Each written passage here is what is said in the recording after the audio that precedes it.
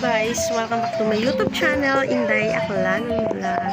Another day, another long month ago. Ang tagal ko lang nag-vlog.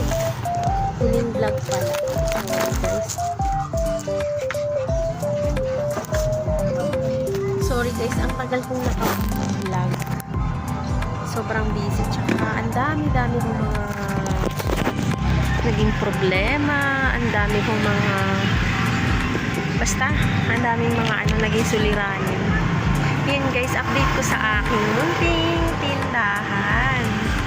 Yan guys, medyo napalago ng konti ang aming munting tindahan. Tour ko kayo sa aking tindahan. Ayan guys, soon magkakaroon na rin ng tawag doon, magkakaroon na medyo mas magandang pwesto, pagkakapwestuhan ng tindahan, yung bang masabi talaga na komportable yung mga paninda. So ayun guys, masaya ako kasi kumpleto ang aming tindahan. Ayan guys, medyo ayaw guys kasi na masikip yung mga pinaglalagyan ng aming mga paninda. So ayun guys, hinintay, matagal nang huling hindi ko matandaan kung anong man, pa-check na lang po sa aking YouTube channel, Inday Aklan Vlog. And ako mag-upload din ako sa aking Facebook page, Inday Aklan Vlog. So ayun, update ko kayo sa aking tindahan.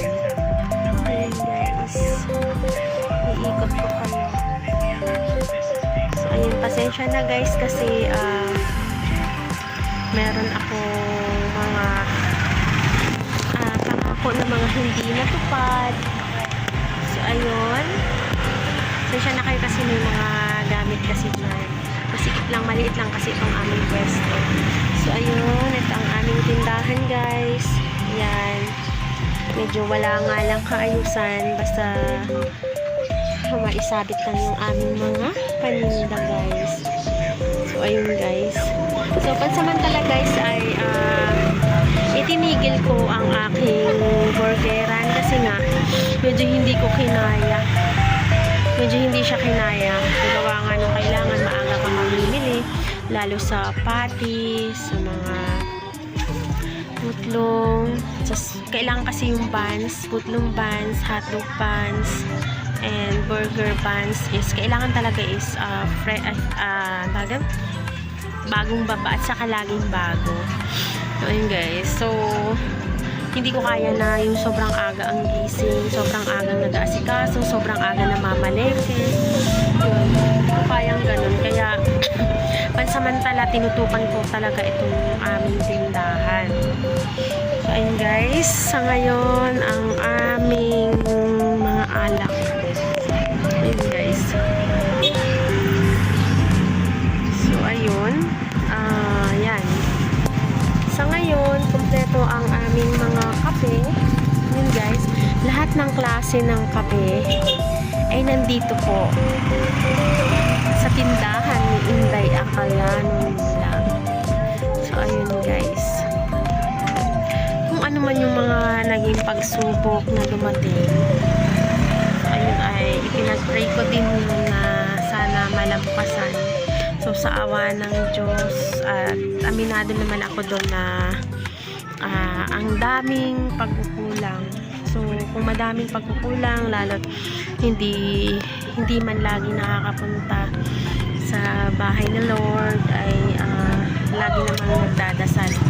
So ayun, nagpapasalamat ako kasi nagpapasalamat ako kasi kung nagkakaroon ng mga pagsubok ay hindi na kami pinabayaan. And sa mga naging pagsubok na dumaan sa amin ay nakayanan namin, at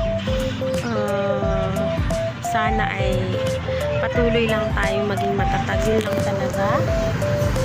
Yun. And abangan nyo guys, may mga, so marami akong marami akong mga video na i-upload dapat, kaso hindi lang naaasikaso. Gawa nga nung ito lang ding week, nagkaroon ng bakasyon ang aking anak.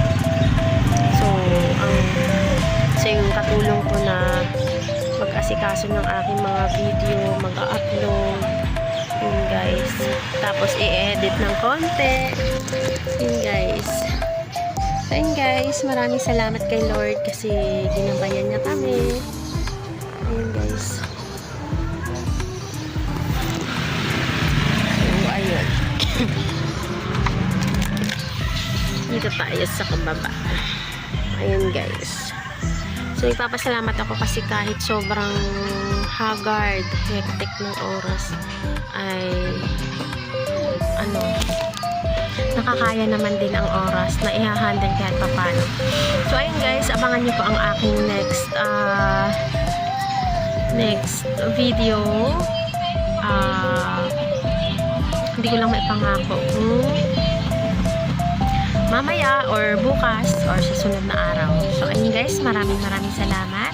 Abangan niyo po ang aking next vlog, Inday Aklanon Vlog. Maraming salamat at sana patuloy kang sumuporta sa aking YouTube channel, Inday Aklanon Vlog. Bye bye and God bless.